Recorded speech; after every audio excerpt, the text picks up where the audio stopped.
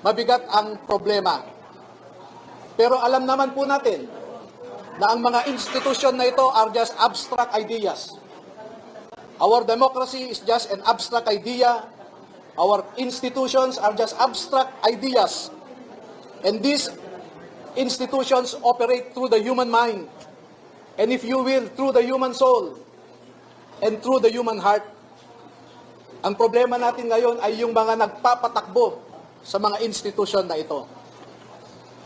Wala po tayong ibang maaasahan ngayon na maglalabas ng katotohanan kundi tayong mga mamamayan din. Hindi natin maaasahan ang nasa gobyerno ngayon na ilabas ang buong katotohanan na walang pinagtatakpan. Ngayon po ay lumabas ang mga dating kasamahan ni Master Sergeant Orly Gutesa sa trabaho bilang security consultant o security personnel ni dating Congressman Zaldi Esco. Nandito po silang lahat at gusto ko pong ipakilala sa inyo. Ang mga sundalong ito ay wala na sa serbisyo. Ngunit ang nasabi nila sa akin, ito ang marahil na huling labanan na kanilang papasukin at gusto nilang magpakasundalo sa ating bayan.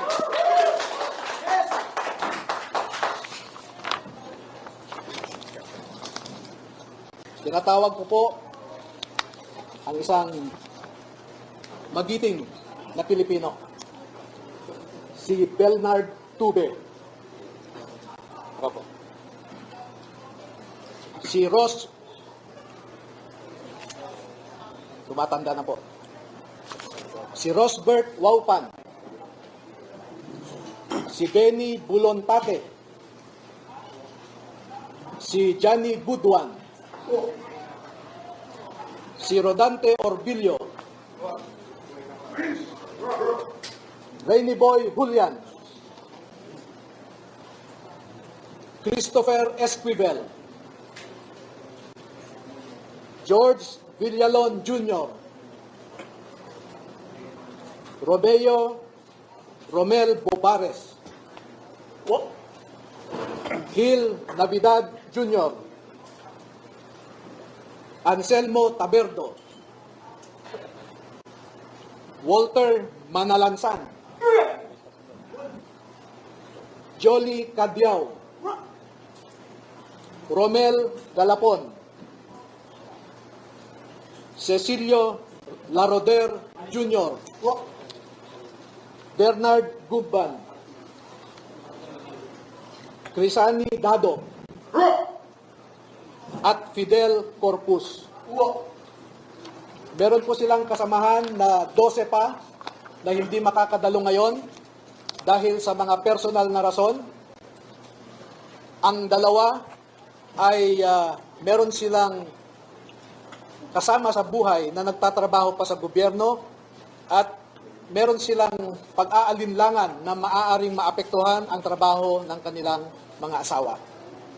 Yung 10 na hindi pa nakadalo ngayon ay tinatawag ko po na second batch at lalabas din po sila sa tamang panahon. Bigyan ko po kayo ng halimbawa ng nilalaman ng kanilang affidavit at kung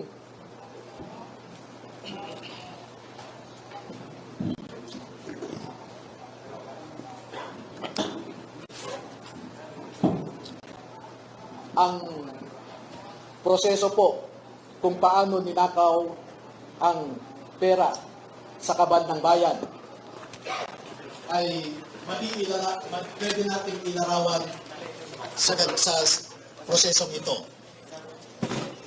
Marami pong contractors sa buong Pilipinas na napromesahan ng proyekto at hindi pa nila nakukuha ang kontrata ay nag-uumpisa na silang mag-remit kay Ginoong Saldico doon sa kanyang bahay sa Valle Verde Phase 6 sa Pasig City.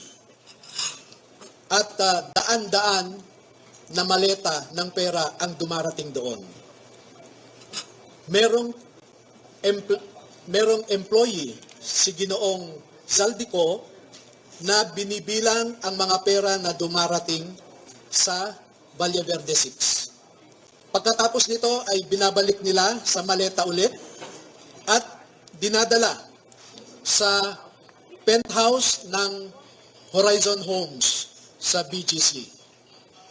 At mula sa Horizon Homes, doon na manggagaling ang ibinibigay sa iba't ibang mga politiko at mga personalidad sa ating lipunan. Ang halimbawa po ng proseso ay nag-uumpisa sa pagbilang nila ng pera. Ang susunod po,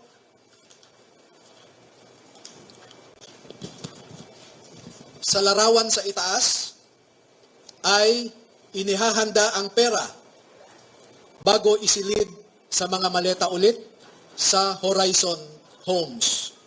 At yung larawan sa ibaba ay isang halimbawa ng pag-deliver ng pera sa bahay ng isang mambabatas. Makikita po ninyo na may nangyari kay Master Sergeant Gutesa. Sa aking natanggap na impormasyon ay napilitan siyang mag-execute ng isang affidavit na kung saan ay sinasabi niya na hindi siya kasali o wala siyang nalalaman sa mga pagde-deliver ng mga mali-malitang pera. Pero makikita po ninyo dito na siya mismo ay kasama sa pagde-deliver ng pera. Kaya naaawa po ako ngayon sa sitwasyon ni Master Sergeant Gutesa dahil ginawa siyang sinungaling.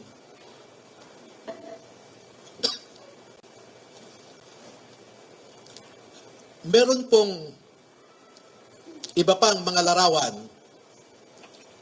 na sa tamang forum later ay maglalahad pa kami ng karagdagang mga ebidensya.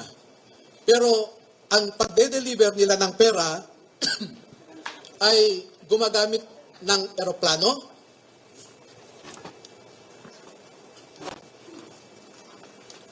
gumagamit din sila ng helicopter,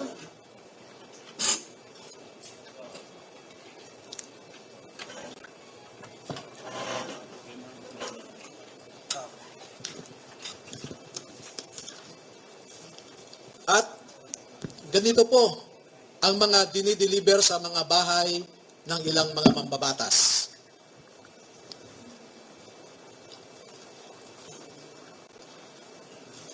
Makikita ninyo sa itaas na larawan ang hilera ng mga maleta na ang laman ay pera.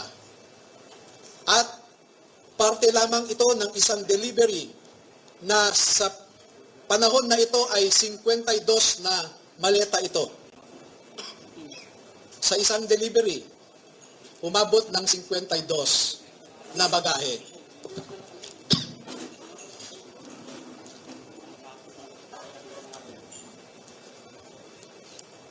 Makikita rin po ninyo na ang ating mga ebidensya ay minsan kinukuhanan ang buong bahay ng mambabatas, buong bahay ng mga ilang nasa media, yung tinatawag nating mga media operators.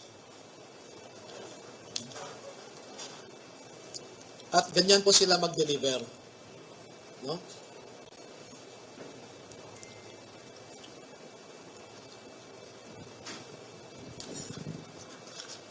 Makikita po ninyo sa ibabang larawan ang mga maleta rin ng pera. At marami pa pong iba na katulad nitong mga larawan. At dito sa taas na larawan ay ipinapakita lamang na yung isang malaking maleta ay hindi kayang o halos hirap na buhatin ng 3 katao.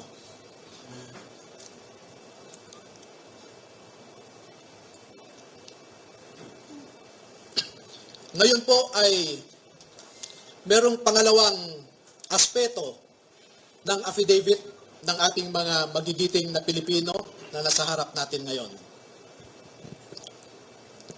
Meron silang mahalagang napansin, naobserbahan, at alam sa kanilang personal na pananaw dahil nasali sila sa isang importanteng operasyon. Ito po ay patungkol sa nangyaring operasyon ng ICC. This one. Nasangkot po or nasali ang mga sundalo natin sa ginawang operasyon ng ICC investigators sa Pilipinas. Unang dumating ang mga ICC investigators sa Pilipinas noong December 2028. December of 2023. At bago mag-December 2023 ay inutusan sila na magpapalit ng peso to dollars. 2 maleta na ang bawat maleta ay may nilalaman na 56 million pesos. Kaya nakapagpalit sila ng equivalent to $2 million. At ang sabi ng mga executive assistants ni Ginoong Saldico ay pinaghahandaan daw nila ang pagdating ng foreigners. At kalaunan ay nakilala ng mga ito na ang foreigners na binabanggit ay mga ICC investigators. At nakapaloob dito na ang ginawa nila ay mag-interview ng mga witnesses na ipinapaarating sa kanila ni Sunny Trillanes. Wala silang ibang in-interview na mga witnesses, kundi ang mga tao lamang na pinapadala ni Sunny Trillanes. At ibinigay kay Sunny Trillanes ang pondo para sa pag-asikaso sa mga ICC investigators na ito. Kaya naman po, lahat ng sasakyan na ginamit, lahat ng hotel accommodations ay sinagot ni Saldico at saka ni Sunny Trillanes. Napansin din po nila na lahat ng mga pag-interview ng ICC investigators ay sa mga pribadong lugar. Wala man lang government office. At makikita po ninyo ang madalas na pag-deliver nila ng mali-maleta at minsan mga paper bags naman na mga pera patungo sa mga nag-aalaga sa ICC investigators. Lahat ng pagkain nila, lahat ng ginamit nilang sasakyan, lahat ng hotel, lahat ng mga condominium units ay sinagot ng grupo ni Sunny Trillanes at saka ni Saldico. At bilang isang abogado po ay nababahala ako dito. Dahil ang sarili kong konklusyon na hindi naman nilahad ng mga sundalo na ito dito sa affidavit nila. Pero bilang isang abogado ay nakikita ko ang isang mabigat na suliranin ng isang third world country na katulad natin na siya lamang pinag-iinitan ng mga ICC. Hindi nila kayang ipatupad ang kanilang orders sa mga mayayaman na bansa. Tanging third world countries lang. At ito ang aking obserbasyon. Una, ang ICC investigators did not conduct a bona fide investigation in the Philippines because they only interviewed people sent to them by Sunny Trillanes. Nakapasok din sila sa Bilibid prisons para kausapin ang 3 na sentensyahan sa pagpatay kay Kian de los Santos. Meron din silang kinausap na mga di umano ay EJK victims' families sa bahay Kalinga ni Father Flavi Villanueva. At lahat ng gastos ni Father Flavi Villanueva ay sagot ni Saldico.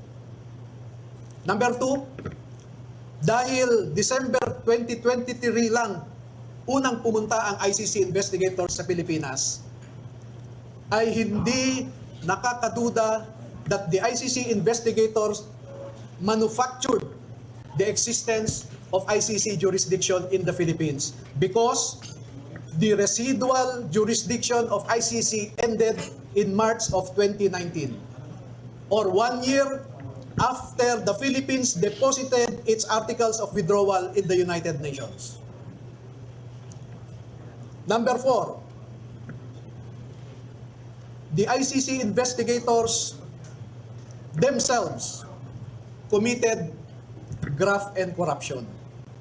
Dahil bakit hinayaan nilang lahat ng sasakyan, lahat ng pagkain, lahat ng accommodations nila ay sinagot ng mga tao na kilala naman nila na kalaban ng kanilang iniimbestigahan.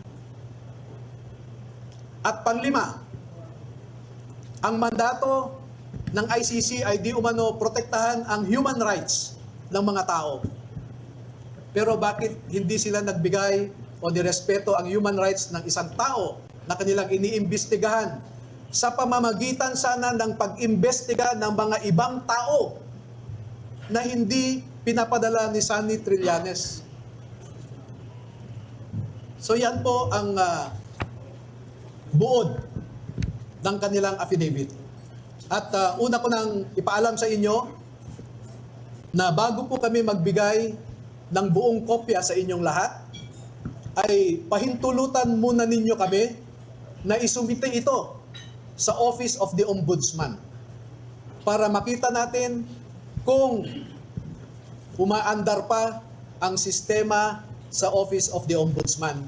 Dahil isa ang ngayong ombudsman natin na binanggit dito sa affidavit. Pangalawa, ay magsusumite rin kami sa ICC mismo para malaman ng ICC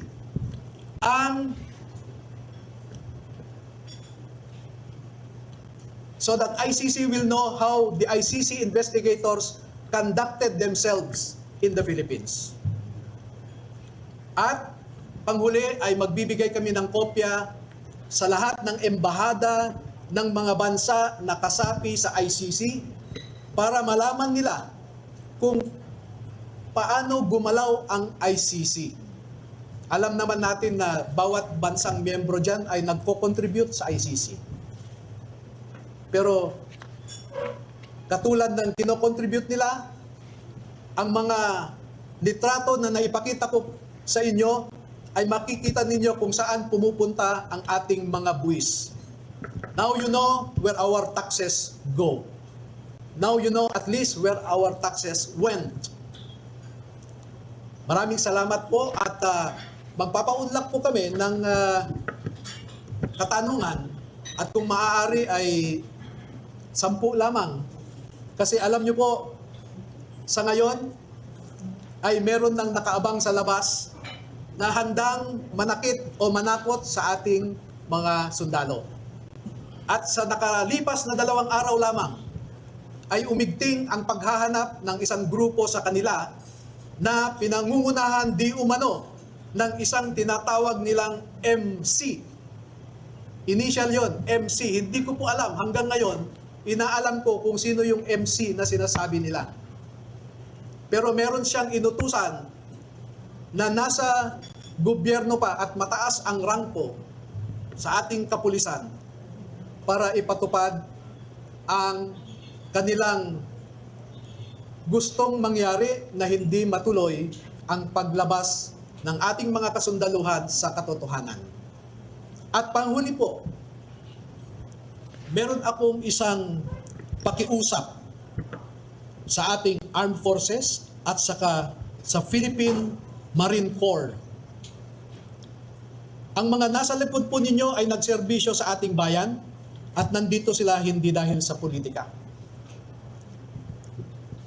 Hindi po sila nagsasabi ng anumang mga bagay na magdadagdag pa sa init ng kasalukuyang politika na pinagdadaanan ng ating bansa. Bagkus ay gusto nilang makaambag na iangat ang imahe ng ating mga institusyon katulad ng Philippine Marine Corps na lumalaban sa kalaban ng Estado. Pero kung susuriin ninyong mabuti, ay ang kalaban natin ay ang mga nasa matataas na pwesto sa gobyerno.